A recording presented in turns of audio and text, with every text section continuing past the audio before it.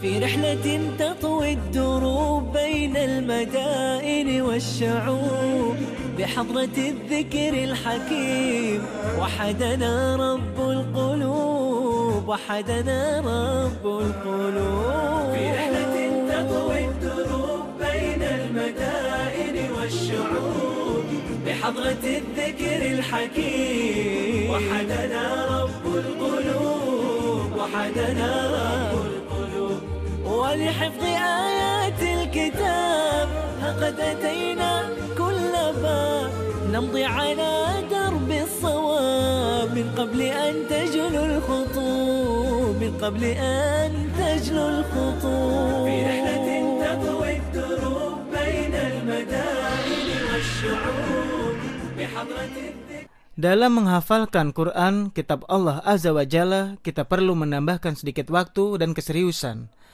Ini merupakan salah satu kaidah penting dalam menghafalkan kitab Allah Azza wa Jalla. Dalam menghafalkan, jangan bilang saya tidak punya waktu. Saya akan menghafalkan 10 ayat. Jangan jadikan hafalan Al-Quran dalam diri Anda sebagai sesuatu yang sekunder. Al-Quran itu mulia, jangan berikan hanya dari kelebihan waktu. Semua orang bisa bilang tidak punya waktu. Saya bisa pastikan dan saya yakin sebagian besar kita sebenarnya punya waktu, tapi kita terkadang menipu diri kita sendiri dalam menghafalkan Al-Quran. Dan sekarang saya akan berikan sebuah permisalan yang sangat sederhana. Anda tidak punya banyak waktu, Anda sibuk, harus masuk kantor, punya banyak anak, cucu, dan Anda sakit. Misalnya Anda sakit gula atau jantung. Anda ke dokter dan dia bilang Anda harus mengkhususkan waktu untuk jalan kaki. Minimal sehari 1 jam Anda harus jalan kaki.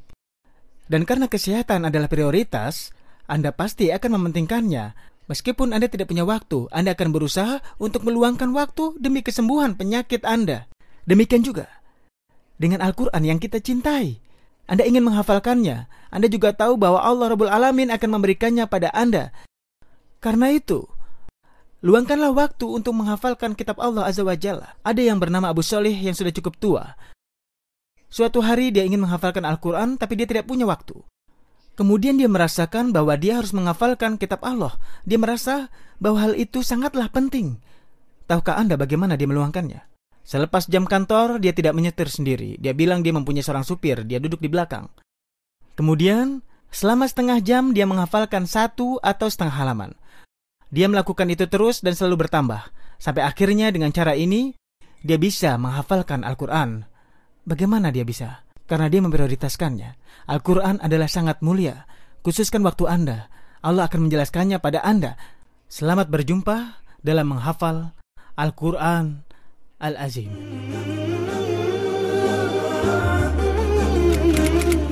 Sekarang saya akan menjumpai seorang remaja di Mesir.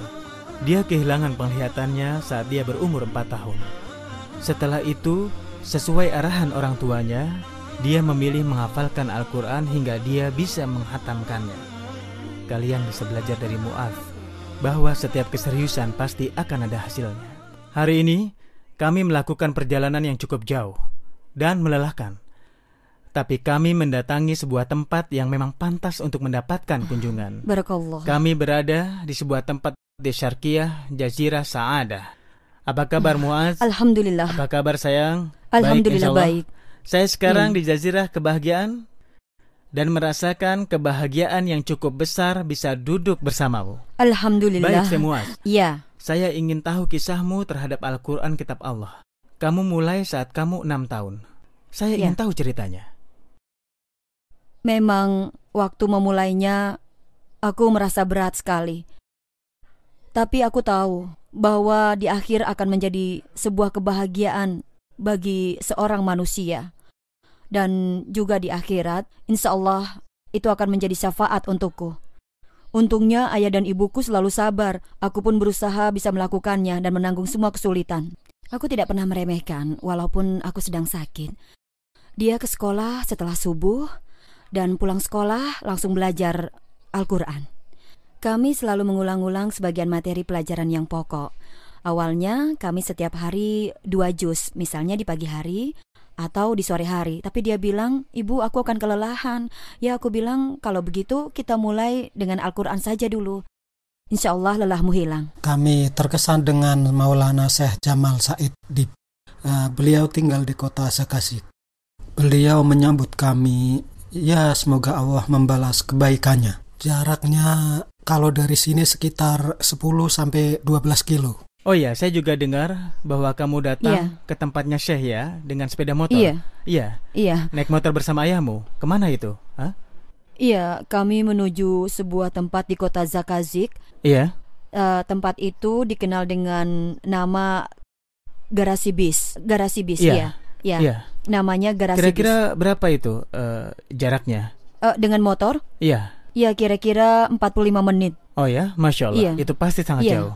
Dia duduk di belakang dan saya di depan menaruh sebuah kertas yang merupakan catatan hafalan Quran yang tentu saja saya tidak hafal semuanya.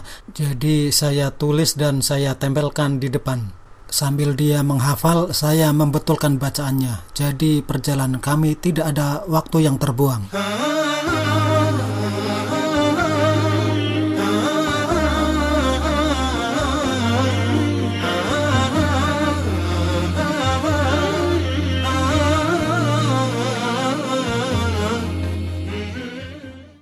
Syekh meminta kami untuk mengulang hafalan. Apabila Mu'ad salah dalam tajwid atau harokat, beliau meminta Mu'ad datang lagi. Benarkah Syekh Mu'adz bahwa kamu harus datang ke Syekh pada bagian yang harus dimurajaah, 1 juz misalnya? Oh, iya.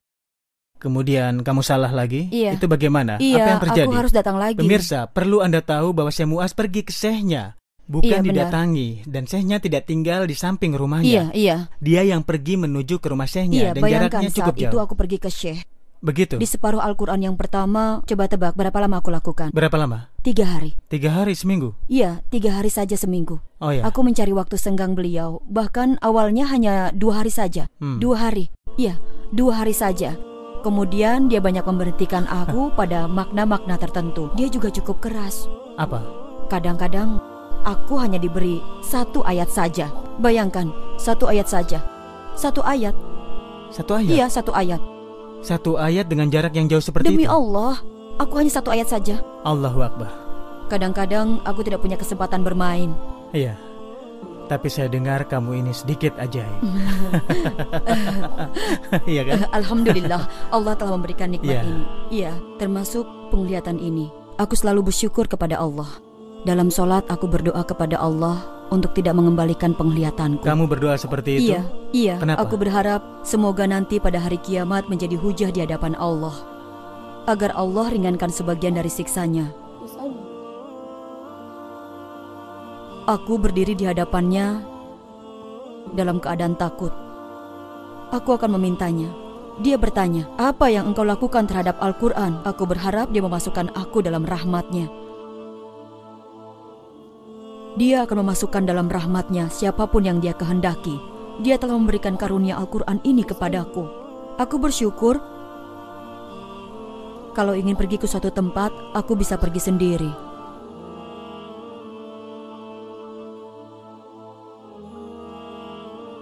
Di saat-saat seperti itu, saya teringat kondisi kebanyakan kaum muslimin yang tidak perhatian dan malas dalam menghafalkan Al-Quran. Ya Allah, alasan apa yang akan mereka berikan di hadapan-Mu, ya Allah? Alhamdulillah atas segala keadaan yang ada. Masya Allah. Syekh Mu'adz, saya tahu kamu menyimpan nasihat dari Ibnu Qayyim. Iya. Apa Ibnu nasihat itu? Qayyim rahimahullah berkata, tidaklah Allah menutup satu pintu untuk hambanya, kecuali dia akan Iya. bukakan untuknya 2 pintu kerahmatan. Kamu tidak marah ketika kamu tidak bisa main tidak dengan sama teman-teman sekali. kamu? Dulu, waktu aku masih kecil, Oh, jadi sekarang tidak aku lagi? marah karena mereka. Tapi sekarang, alhamdulillah, Iya. aku tidak pernah marah lagi. Karena ini adalah takdir dan ketentuan dari Allah. Iya. Nabi Shallallahu Alaihi Wasallam bersabda, barang siapa yang Allah uji dengan 2 kekasihnya kemudian dia sabar, maka Allah akan menggantikan untuknya surga. Kita meminta kepada Allah agar kita termasuk orang yang mewarisi surga Firdaus. Allahumma amin. فرت همومي وانشرح قلب مهموم لما تليتك كل الأحزان فرت يا محكم القرآن يا مسك ختوم أنفاسي من دونك أبد بعد ما استقرت فرت همومي وانشرح قلب مهموم.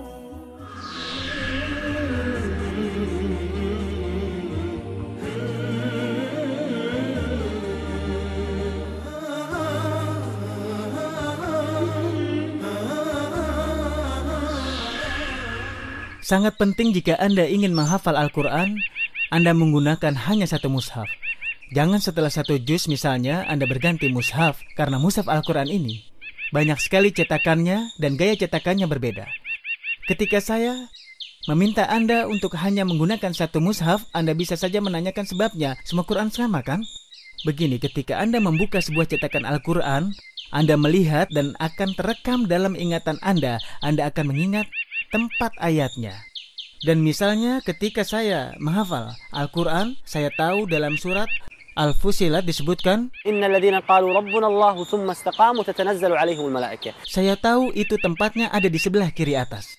Kemudian ayat Wal ladzina la yad'una ma'a Allahi ilahan akhar wa la yaqtuluna an-nafsa allati harrama Allah illa bil haqq. dalam surat Al-Furqan saya tahu ada dalam posisi yang sama. Inna lil muttaqina mafaza. Ada surat Naba di sebelah kanan atas.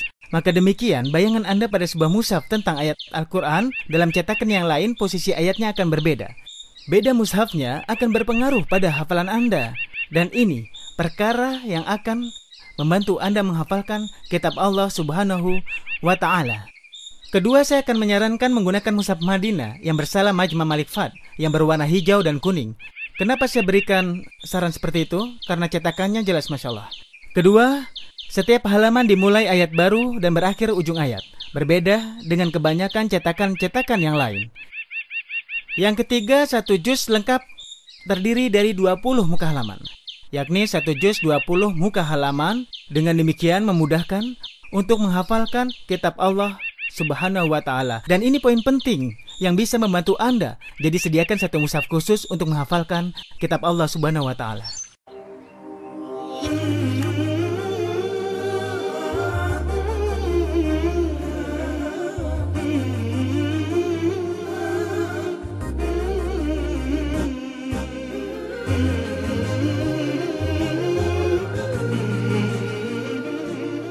Sekarang ini saya bersama dua orang hafiz yang telah lulus dari Madrasah Al-Jami Al-Ahdar, Syekh Wali Hafizallah. Syekh Wali Hafizallah, bagaimana kisah Anda bersama kitab Allah Subhanahu wa Ta'ala? Saya mulai menghafal Quran saat usia 8 tahun dan saya bisa menghafalnya dalam usia 10 tahun. Masya Allah, tabaraka rahman. Sebagaimana saya katakan di muka bahwa perjumpaan kita ini adalah para hafiz yang istimewa. Bukan sekedar hafal, tapi dia menghafal Al-Quran sampai halaman-halaman yang ada di mushaf. Jangan tanya nomor ayat, tapi tanyalah halamannya dan dia akan bisa menjawabnya dengan baik. Sebelum kita mulai, katakan Masya Allah, la quwata illa billah. Alhamdulillah, insya Allah. Baiklah, kita mulai. Sekarang saya akan mencari halamannya. Halaman 273. وَمَا أَرْسَلْنَا مِنْ قَبْلِكَ إِلَّا رِجَالًا نُوحِي إِلَيْهِمْ فَاسْأَلُوا أَهْلَ الذِّكْرِ إِنْ كُنْتُمْ لَا تَعْلَمُونَ. Pertanyaan yang lain. Semoga Allah memberkahi hafalanmu. Sekarang halaman 401. Bismillahirrahmanirrahim. ولما جاءت رسلنا إبراهيم بالبشرى قالوا إنا مهلكو أهل هذه القرية إن أهلها كانوا ظالمين. Syekh Wali, bagaimana Anda bisa sampai menghafal Al-Quran seperti ini? Masya Allah, ini benar-benar tidak mudah. Saya juga menghafal Quran, tapi saya tidak bisa seperti Anda. Masya Allah, tabaraka rahman, Anda bisa menghafal dengan halaman mushaf. Bagaimana caranya? Mulanya saat saya ingin menghafalkan Al-Quran, saya melihat halamannya. Kemudian ternyata terekam dalam benak saya. Para ustadz saya mengatakan bahwa ini adalah nikmat yang cukup besar dan kekhasan yang sangat unik. Dahulunya saya tidak mengerti kalau ini adalah kekhasan yang ada pada diri saya. Halaman 451. فلما أسلما وتله للجبين وناديناه أن يا إبراهيم قد صدقت الرؤيا إنا كذلك نجزي المحسنين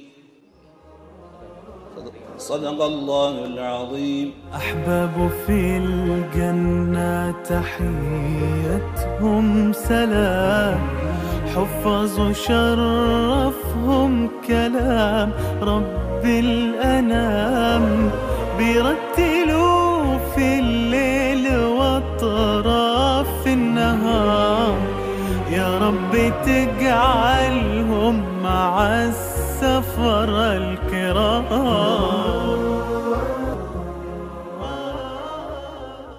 في رحلة تطوي الدروب بين المدائن والشعوب، وبحضرات الذكر الحكيم وحدنا رب القلوب، وحدنا رب القلوب.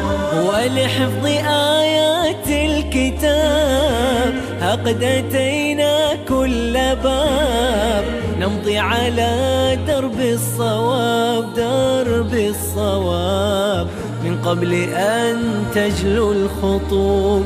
ولحفظ آيات الكتاب قد أتينا كل باب، نمضي على درب الصواب، درب الصواب، من قبل أن تجلو الخطوب، من قبل أن تجلو الخطوب. في رحلة تطوي الدروب بين المدائن والشعوب، وبحضرات الذكر الحكيم وحدنا رب القلوب، وحدنا